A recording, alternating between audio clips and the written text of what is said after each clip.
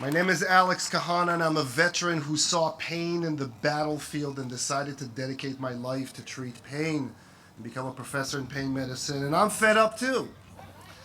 I'm fed up with not learning pain in School of Medicine. I'm fed up with all my doctors thinking that treating pain is just giving pills. And I'm fed up that insurance companies don't pay for treatments and there's no exit strategy once we start someone on pills. I'm fed up too. Coming from New York on the train, I don't know if you saw it, I got a tweet that said that 117 people died yesterday from Ebola. 2,304 people were hospitalized and 9,360 people were thought to be exposed to the deadly virus all in one day. Did you get that tweet?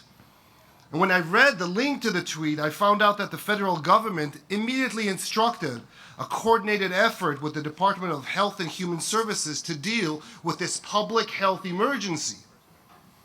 The Centers for Disease Control called it the worst man-made epidemic in U.S. history and started to allocate funds to open treatment centers that will help contain the disease and treat those that have been already infected. The FDA started to look at how to fast-track some potential new alternative treatments, but in the meantime, discouraged the use of currently prescribed drugs. They also instructed drug companies to stop misleading advertisements that promise safe and effective drugs because to that disease, they don't exist. All this happened today, that the NIH announced that they would increase funding for research with an out-of-the-box approach. They would look at what happens to patients if they were exposed to this deadly threat and were cared for with counseling, healthy nutrition, exercise, better sleep, use mind and body treatments, maybe prayer and meditation. Maybe a healthy lifestyle would be able to avoid all this disease altogether. And the Federation of Medical State Boards immediately declared there would be a mistake that to make sure that healthcare professionals will stop exposing people to the dangerous drugs, will follow up on how they're doing using wearable devices and telehealth and take urine tests. They would promise that they would confirm all these professionals that don't follow state guidelines that overprescribe and expose patients to deadly outcomes. And then when I finished reading all this about the Ebola virus, I read that the president himself would give this afternoon a special appearance to speak about the worst threat to the security, integrity, health, and well-being of the United States. All this today, wow. But only half of this actually really happened. Yes, 170 people died, but not from Ebola, but from painkiller overdoses. And it's not from yesterday. It's been going on for over 4,250 days.